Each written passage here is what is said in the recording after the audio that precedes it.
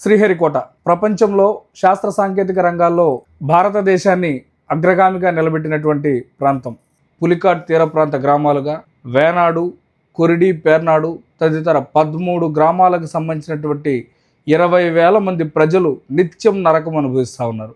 ఆ కొరిడి, పేర్నాడు, వేనాడుకు సంబంధించినటువంటి రోడ్లను శాశ్వత ప్రాతిపదికన నిర్మించడంలో ప్రభుత్వాలు విఫలమవుతూనే ఉన్నాయి. ఎకో సెన్సిటివ్ జోన్ పేరుతో, ఫారెస్ట్ అనుమతులు లేవనేటువంటి పేరుతో ఆ రోడ్లకు అనుమతులు నిరాకరించడం అనేటువంటిది అత్యంత దుర్మార్గమైనటువంటి చర్య. ఇంకా ఆటవిక జాతుల్లాగానే బ్రతకాల్సినటువంటి దౌర్భాగ్యమైనటువంటి పరిస్థితుల్లోకి నెట్టివేయబడతా ఉన్నారు. ప్రభుత్వాలకు వారి కష్టాలు కనిపించడం లేదా?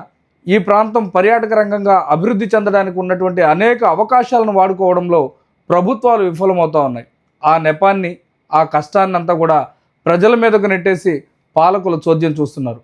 ఇప్పటికైనా కొరిడి, పేర్నాడు, వేనాడు రోడ్లను అభివృద్ధి చేయడం ద్వారా ఇక్కడ టూరిజం డెవలప్ చేయడానికి అవకాశాలు ఉన్నాయి. ఆ రకంగా టూరిజంను డెవలప్ చేయాలి, ఈ ప్రాంత ప్రజలకు మెరుగైనటువంటి వసతులు కల్పించాలని చెప్పేసి ప్రజలు ఆకాంక్షిస్తున్నారు.